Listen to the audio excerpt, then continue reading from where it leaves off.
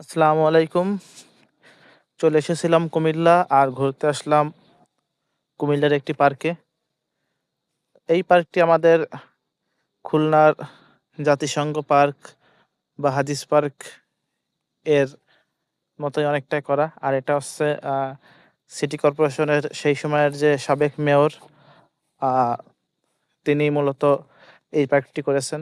ভিতরের যে সৌন্দর্য সবকিছু আ বিশেষ করে লাইটিংটা খুব সুন্দর এবং প্রতিটা জায়গায় লাইটিং করা। গাছপালা, বিভিন্ন রাইডস আছে যেগুলো একদমই সম্পূর্ণ ফ্রি, ঢুকতেও কোনো টাকা নেই। ঝর্ণা, আরও যেসব আনুষঙ্গিক অনেক কিছু রয়েছে। এটা দেখতে পাচ্ছেন, এটা ঝর্ণা, এটা বাঘ।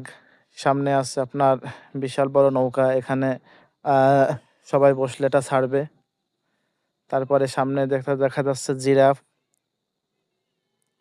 মোটামুটি লোকজনও ছিল কানায়, কানায় পরিপূর্ণ।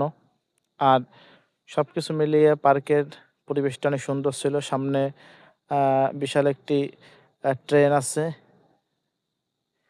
আর এই গাছটাও খুব সুন্দর করে লাইটিং করা হয়েছে। একটু সামনে গেলে আ আরেকটা রাইডস আছে, এটা বন্ধ আছে। তার থেকে একটু সামনে গেলে পরা দোলনা। দোলনাগুলো খুবই সুন্দর ছিল এবং গাছের চারপাশে লাইটিং করা। আমরা দোলনাতে উঠেছিলাম। দোলনাগুলো সবচেয়ে এখানে যে বিশেষত্ব সেটা হচ্ছে কি, এখানে আপনার আ এমনি সিঙ্গেল দোলনাও আছে।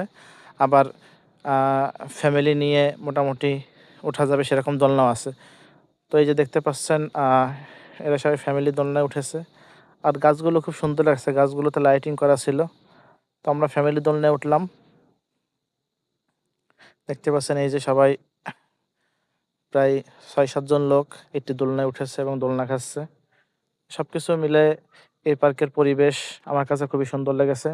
ধন্যবাদ আপনাদের। সবাই ফলো করে পাশে থাকবেন।